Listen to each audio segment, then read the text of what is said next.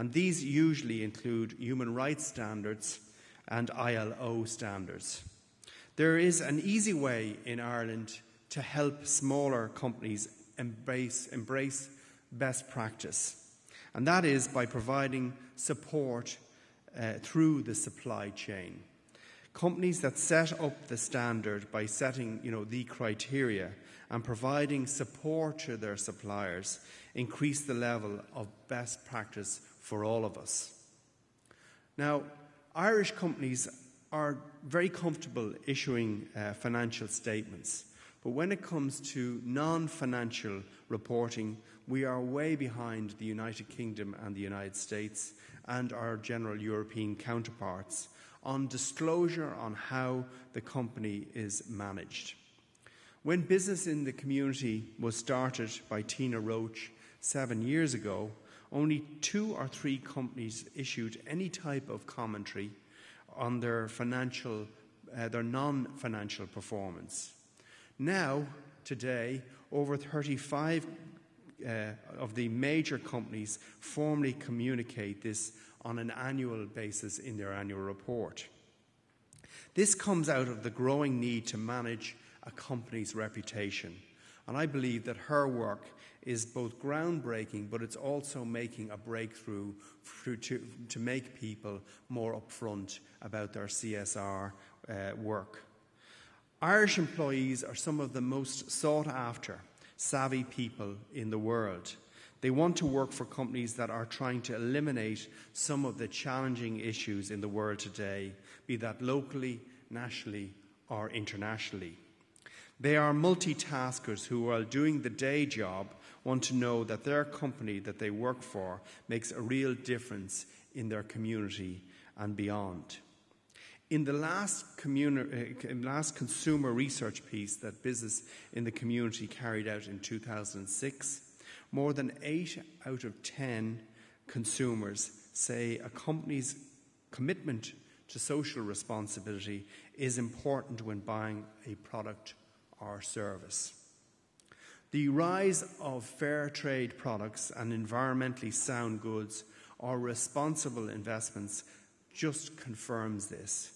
As this phenomenon takes even better hold of consumers and consumers become more aware and educated about the issues, business will want to be able to, they'll just have to respond more quickly and more comprehensively. This is indeed a business opportunity to be exploited. And Michael Carey from Jacobs Fruitvale Group has an initiative already in Uganda where, his company, even though it's one of the biggest food companies in the country, has actually made a point of actually going down to Uganda and sourcing products and showing them how to produce products and package them for the Irish consumer market. And another initiative by Brodie Sweeney, which is called Connect Ethiopia, is similarly doing the same with coffee, which is produced in Ethiopia, but also getting linkages between Irish companies and Ethiopian producers. In 1997, the community and voluntary sector joined the partnership talks, and one of the things they requested was that business deepen and broaden its role in communities. How many companies have their community involvement strategy as well defined as their marketing strategy? Very few, I would contend. A term that is often bandied around is social inclusion or exclusion, depending on the topic. These terms are used in discussions on anti-poverty, equality strategies, and include stakeholders such as government, communities, voluntary groups, statutory bodies, associations, but rarely business. Why is that? If we could harness the power of business to help address the pressing social needs, we could indeed move mountains. There is a great opportunity which would be very innovative for business working together in partnership with other stakeholders to address strategic issues such as social inclusion and the environment. When you look at the list of the wealthiest in this country, only a tiny few have inherited wealth. The rest are self-made. If we could harness the drive and vision of these business people and discard self-interest, we could empower our employees, our suppliers, delight our consumers, and eradicate many of the social issues such as homelessness. One of the big challenges we face is in the area of homelessness. I don't want to sound glib about it, but it is a problem that is manageable and can be readily overcome. 80% of homeless people are men, and they need a particular kind of accommodation, a one-bedroomed unit. Given the skill, guile, and acumen of all of our very successful property developers, would it be possible to galvanise them into some sort of a group to sort this problem out? If you talk to Father Peter McBerry or any of the homeless agencies, access to money is not necessarily the biggest issue. It's persuading developers to sell 10 units together, as understandably they take the view that the overall development could be impacted.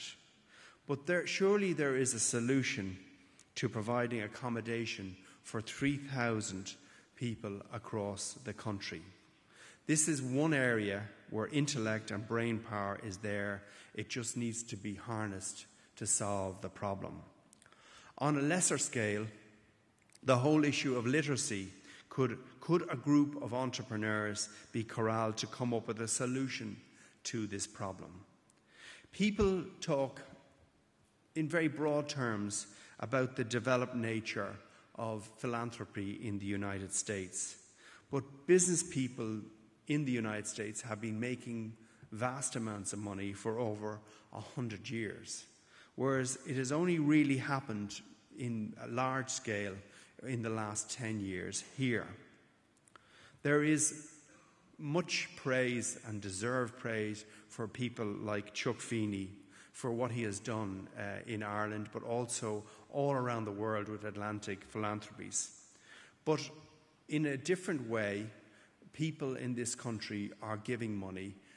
They just do it maybe in a more ad hoc way than in an organised way, but I think that is changing for the better. There are only 2 corporate foundations in Ireland today, which is surprising given some of the scale of the businesses that we have. But, all of them are giving money quietly. Declan Ryan's One Foundation has made a huge difference by working with Social Entrepreneurs Ireland, the brainchild of Sean Coughlin, in funding via leadership grants over 78 social entrepreneurs and their organisations across the country. Money is one thing, but the most significant thing the business community can do in Ireland is to actually provide the brain power to come up with the solutions. My sense is that people just need to be asked and harnessed. I would suggest that any business, whether it's a small business, a medium-sized business, or a large-scale organisation, that they should consider allying themselves with a not-for-profit organisation, either in Ireland or outside Ireland. And, if you take Concern, if you take Contrócra, I actually categorise them in the same way you would categorise and praise the success of CRH, Kerry Group, or indeed Tullow, the way they have created multinationals out of this country. Because they're doing it in a not-for-profit way, but they're every bit as efficient and every bit as productive as some of our best-known corporates. I've seen firsthand the work of Concern, because Concern, when we went into Haiti, they were there already. So there was no point. One of the things is if you're putting money into a project, you need to implement and execute. And we found that Concern had a number of projects, and one particular project really attracted, and that was the employment of women. Women are the backbone of Africa, but also they're the backbone of the Caribbean as well, particularly in Haiti.